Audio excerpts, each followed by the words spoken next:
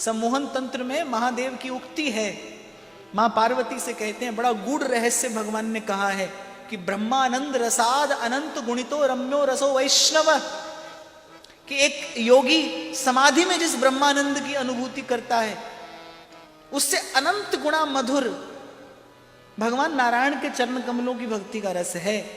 ब्रह्मानंद रसाद अनंत गुणितो रम्यो रसो वैष्णव। और फिर कहते तस्मात् कोटि गुणोज्ज्वलश्च मधुरः श्री गोकुलेन्द्रो रसः, और उससे कोटि गुणा उज्ज्वल ब्रजराज नंद नंदन श्री कृष्ण के चरणारविंद की कल्लोल मालिनी भक्ति है। अरे ये कहते कहते कंठस्वर गदगद हो गया महादेव का, और मां पार्वती से कहने लगे तेरी मुझ में अनन्य प्रीति है, इसलिए तुझसे ये रहस्य कहता हूं। तच्चानंत चमत्कृति प्रतिमुहुर्वर्षद रसानां परम, कि उमा मेरी जिह्वा पर राम नाम, मेरे हृदय में कृष्ण तत्व, श्री राधा पद पद्ममेव मधुरम सर्वस्वभूतम मम। सम्मोहन तंत्र में भगवान ने कहा कि मेरी जिह्वा पर राम नाम, मेरे हृदय में कृष्ण तत्व, और मेरी आत्मा में वृंदावनेश्वरी श्री राधा के पाद पद्म सदा विराजमान रहते हैं, जो मेरा सर्वस्व है, जो मेरा सार सर्वस्व है। मानस में एक प्रसंग आता है, बाबा की समाधि लगी और बीते संवत सहस 87, तब मां पार्वती ने पूछा आखिर किसका ध्यान करते हैं आप, कौन है जिसका ध्यान करते ही आप निजम निर्गुणम निर्विकल्पम निरीहम चिदाकाशमाकाशवासम भजे,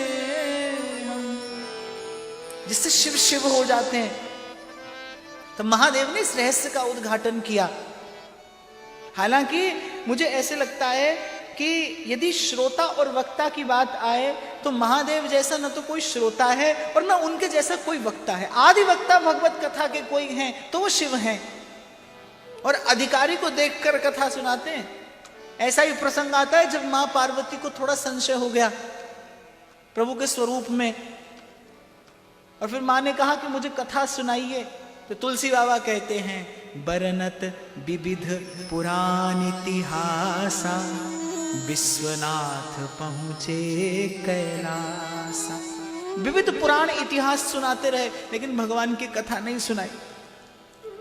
और जब जगदम्बा ने ऐसा प्रश्न किया कि आखिर ऐसा कौन सा वो विषय है, वो ऐसा कौन सा रूप है, वो ऐसा कौन सा रस है जिसमें आप निमग्न होते हैं, और बीते संवत सहस्र 87 लगी समाधि शंभु की, तब भगवान ने इस रहस्य का उद्घाटन किया कि उमा तुम्हारी मुझ में निष्कपट प्रीति है, इसलिए तुमसे कहता हूं कि श्री राधा पद पद्ममेव मधुरम सर्वस्व भूतम मम, कि श्री राधा के पाद पद्म हैं वृंदावनेश्वरी के।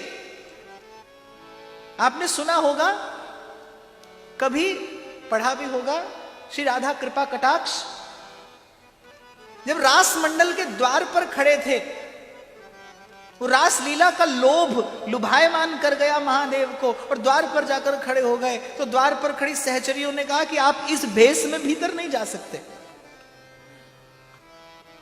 क्यों? अरे जिनके निकट जा रहे हैं उनका स्वरूप ऐसा है, आपके सांप बिच्छू देखकर तो हमारी श्री किशोरी जी डर जाएंगी, इनको तो आप यहीं छोड़िए। तो मानसरोवर में स्नान किया, और मानसरोवर में स्नान करते करते अश्रुपूरित नेत्रों से मुनीन्द्र वृंद वंदिते त्रिलोक शोकहारिणी प्रसन्नवक्त्र पंकजे निकुंज भूविलासिनी ब्रजेन्द्र भानुनंदिनी ब्रजेन्द्र सूनु संगते कदा करिष्यसि हमा कृपा कटाक्ष।